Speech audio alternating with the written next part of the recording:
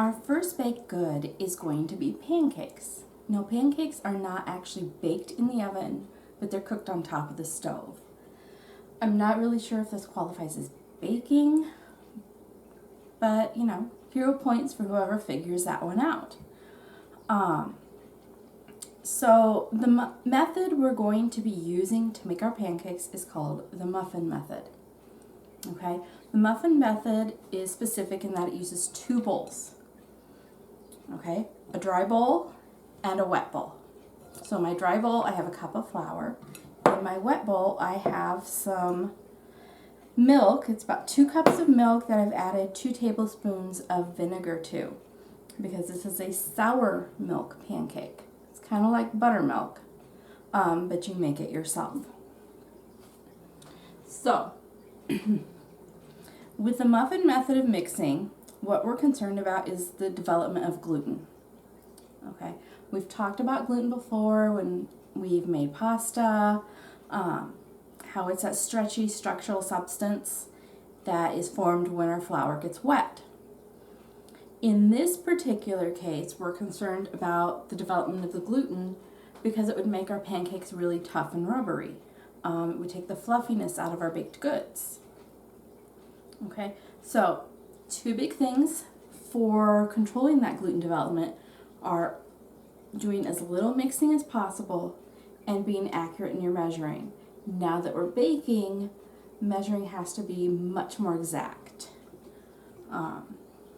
So when we're measuring our flour, we're actually going to take the flour, we're going to stir it up a little,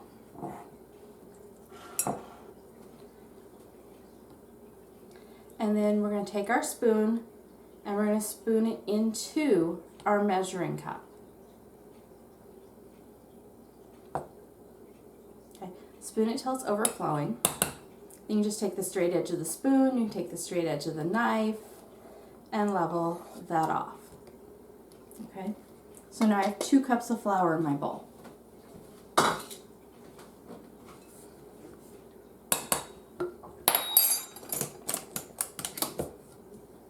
Alright, so my dry bowl with my dry ingredients, my wet bowl with my wet ingredients. This is my mise en place. I've got wet ingredients pre-measured, I've got dry ingredients pre-measured, I have a mixing tool, I have my stove set up, now I'm ready to cook. Okay, so this particular recipe, I'm using the recipe that's going to be enough to feed 4, so this is the double recipe.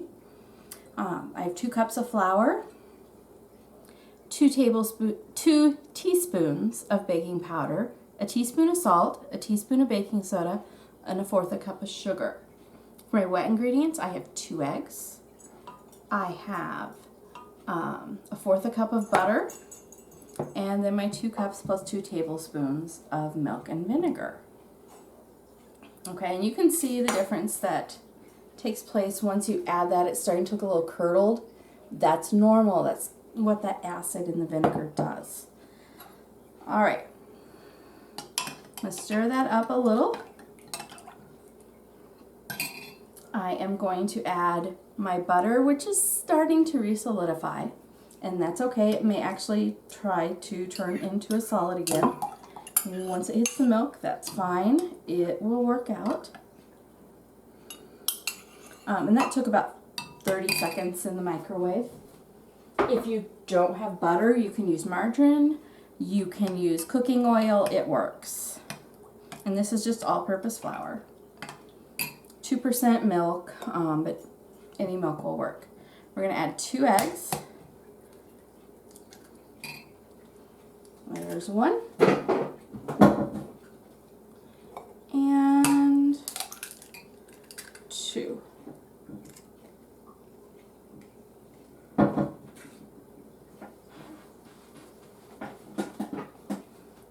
Alright, so this all gets mixed separately from the flour. It will actually turn kind of golden. It looks pretty gross, I know. I hear that one every year. Did I get it? I think I did. Okay. to get that one nice and combined. There we go.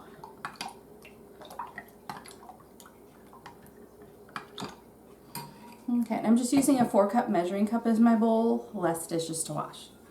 All right, so we're gonna take our flour. We're gonna add all of our dry ingredients into the flour.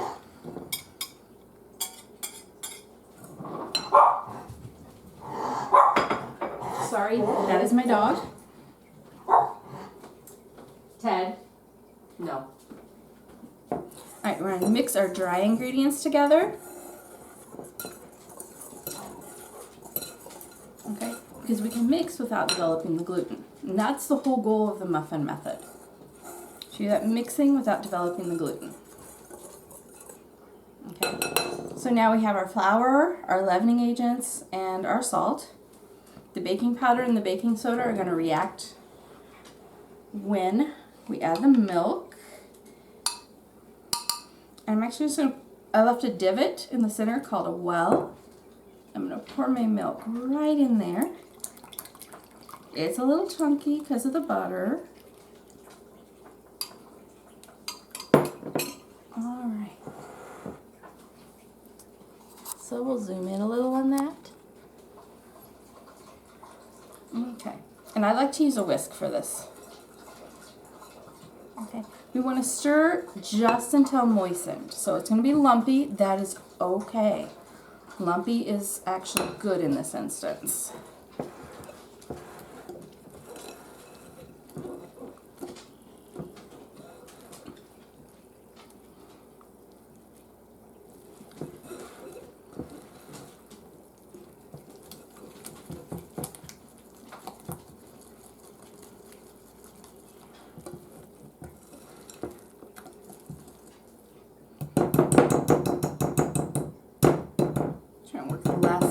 Out of that.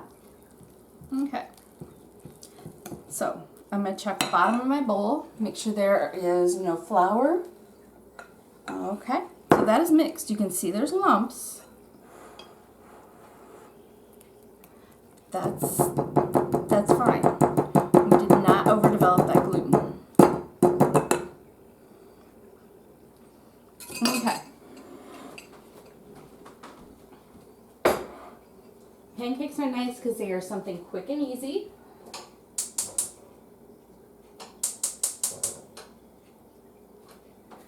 Alright, so I've just turned on my burner to start warming up my pan.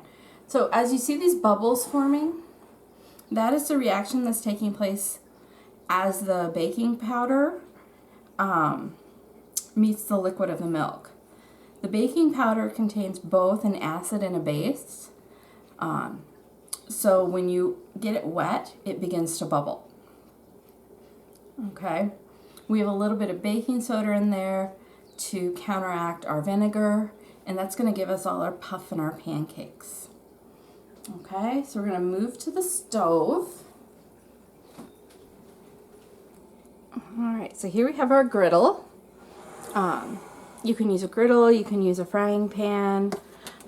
We just happen to have a cast iron griddle that I really like to make my pancakes on.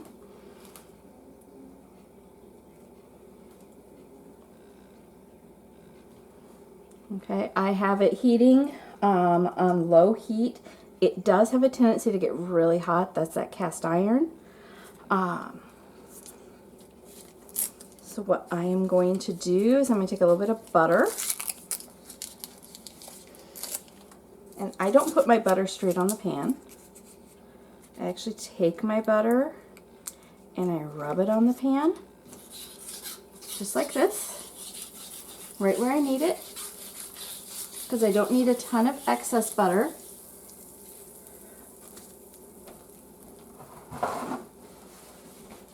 And then I generally will take a paper towel and a pair of tongs, if I can find a pair of tongs.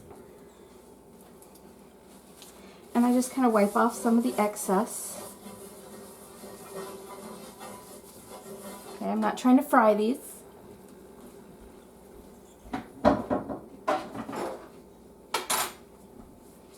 Alright, it is actually pretty toasty, so we're going to try out our first pancakes. The first ones generally aren't the prettiest. You see they're kind of lumpy. I always think of my first ones as conditioning my pan. So a little bit of egg in that one.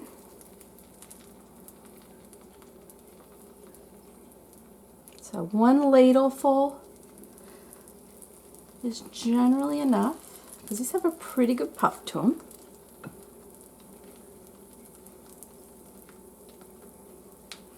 So at this point we just let them cook. We try not to mess with them.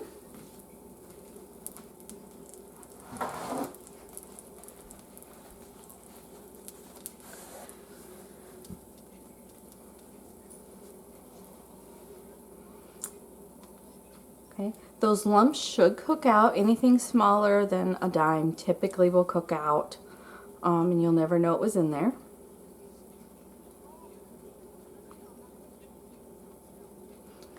So lesson in patience. It takes a little bit that first time because your pan's still warming up.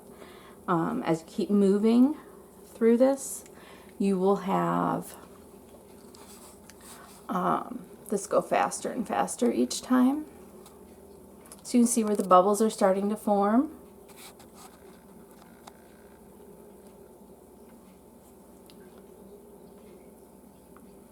Okay, what we're looking for is those bubbles to form. And then when they pop, they leave behind a hole, kind of like what you're seeing right here on this edge. Once you do that across the pancake, that pancake is ready to flip. So you're cooking it a little past halfway on the first time. On the second side, we'll finish it off, and we only have to flip once. We get a fluffier, tender pancake.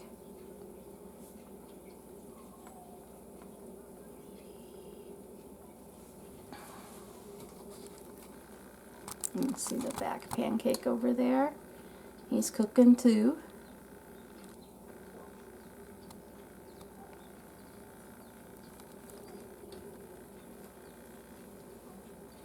Okay, we can see a little browning taking place. I did adjust my heat a little, kind of warm it up a little more.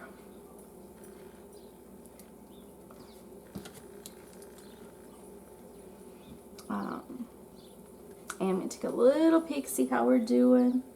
Okay, so these are going to have just kind of a marbled, speckled pattern to them. But again, first pancakes off the griddle.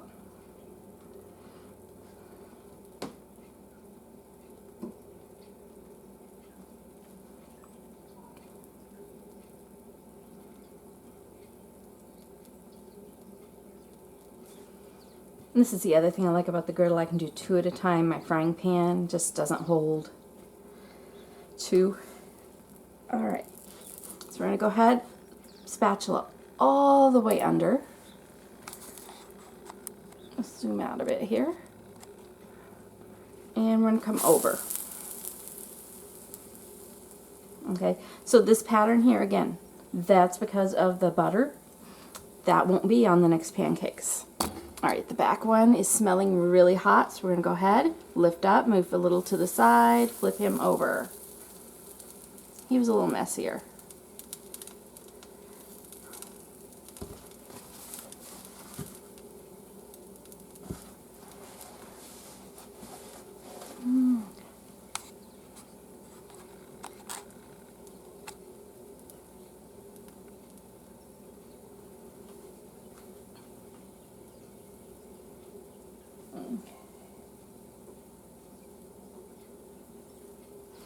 Alright, so when I think they might be done, I usually take just a finger and I feel. What you'll feel if they're not done is the bubbles actually popping as you press down. Okay, those bubbles that are formed by the leavening agents and the gluten will actually pop if they're not fully set.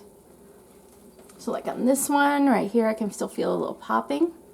So I'm not going to push down. I'm not going to push down with my hand, or my spatula, excuse me, or my whole hand, because my goal is not to smush my pancake.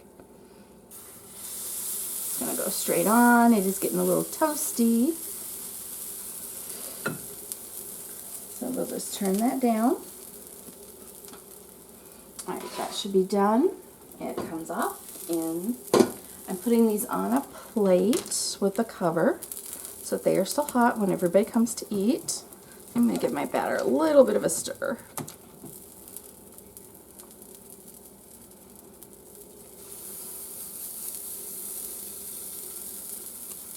It's got a little bit of the other pancake in it, but that's okay. Nobody here will notice.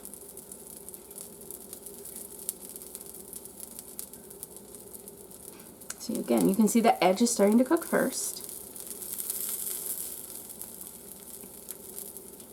I'm cooking a lot quicker this time because that pan's a lot hotter.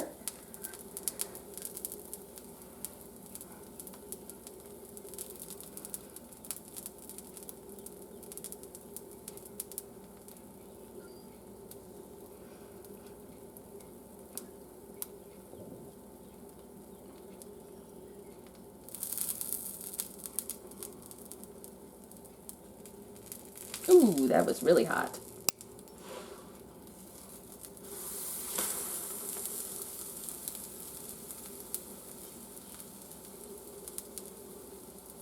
So again, and this is very characteristic of a sour milk or a buttermilk pancake to get this type of pattern.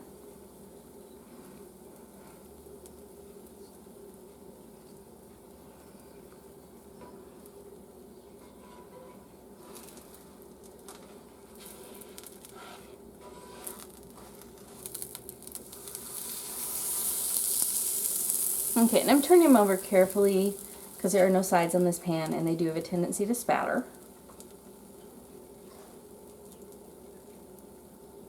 Back one's not quite hot enough. That's what you're seeing in this, is a little bit of uneven heating. But it's a different type of burner on this stove. This front one is designed to go faster and hotter, where this is a little bit slower cooking burner. And that's one of the downsides to this griddle.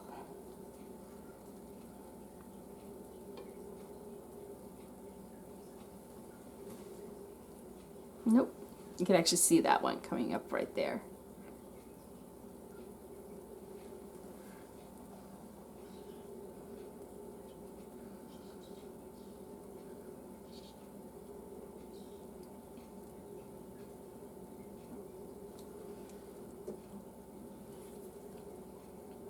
And you'll be constantly adjusting your heat.